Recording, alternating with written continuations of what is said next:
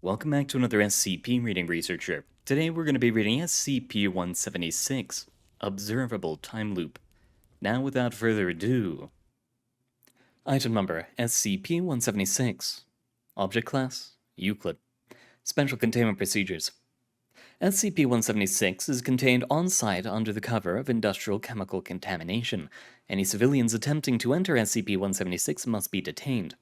Multiple high-speed cameras are set up within the observation room and linked to continuously running analysis computers. If any deviation is observed in the recorded sequence, all recorded data must be immediately backed up and senior staff notified. Description: SCP-176 is an abandoned chemical factory situated near Data Redacted. The building consists of a factory floor and an observation room on the second floor, separated from the main room by one-way mirrors.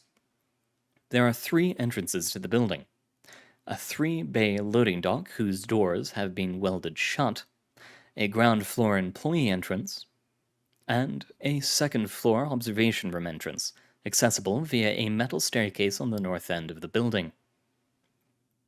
When the main building is entered via the loading dock or employee entrance, no anomalies are observed, merely an empty room in severe disuse and disrepair, with a small amount of metallic debris consistent with a stripped-down, abandoned factory.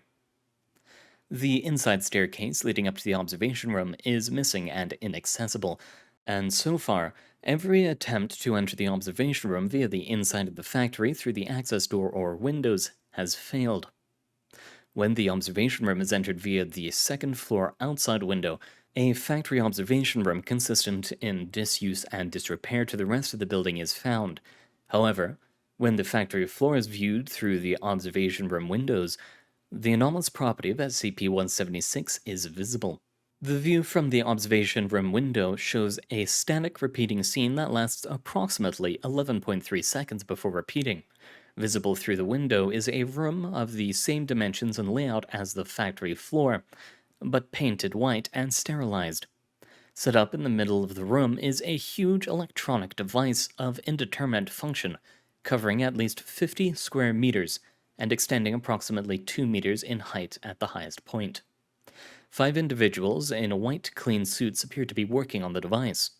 Approximately 5.9 seconds into the scene, the employee entrance bursts open and 4 individuals wearing black tactical armor with no identifying marks or emblems enter the scene and open fire on the research personnel. At 11.3 seconds, the device in the center of the room emits an intense flash of light and radiation, and the scene resets. Analysis of thousands of instances of the scene has shown no variation in the sequence. So far, all attempts at interacting with the scene have failed. Any attempts to breach the window or door from within the observation room are met with resistance inconsistent with the suggested strength of the materials comprising their frames.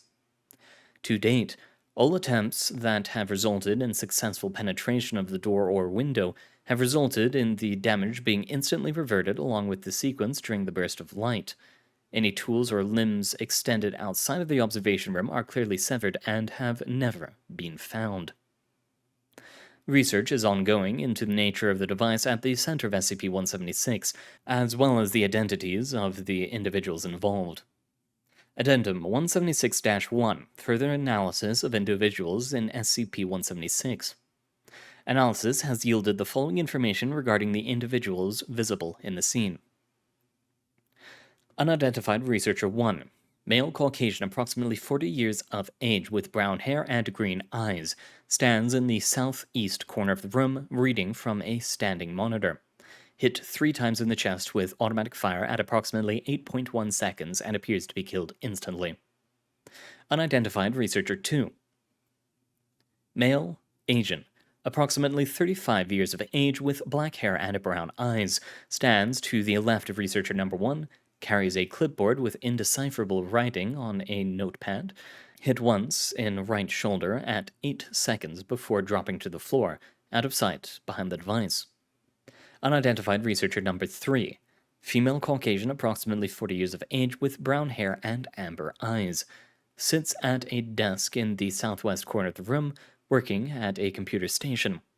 is out of line of sight when the gunfire begins and takes cover under the desk, appears to be reaching for a weapon of some sort shortly before the end of the sequence. Unidentified researcher number 4. Male, Caucasian, approximately 45 years of age with brown hair and indeterminate eyes, stands in front of the device to the northeast, with his back to the observation room. Shot twice in the head at 7.2 seconds. Killed instantly. Unidentified researcher number 5. Male, indeterminate, stands in the northwest corner, mostly obscured, presumably shot at approximately 7.8 seconds and drops down out of sight. Unidentified assailant number 1. Male, indeterminate, wielding a suppressed M4A1. Enters first, shoots researcher number 4 and researcher number 5, then moves towards the device. Unidentified assailant number 2. Male, indeterminate age, wielding a suppressed MP5N.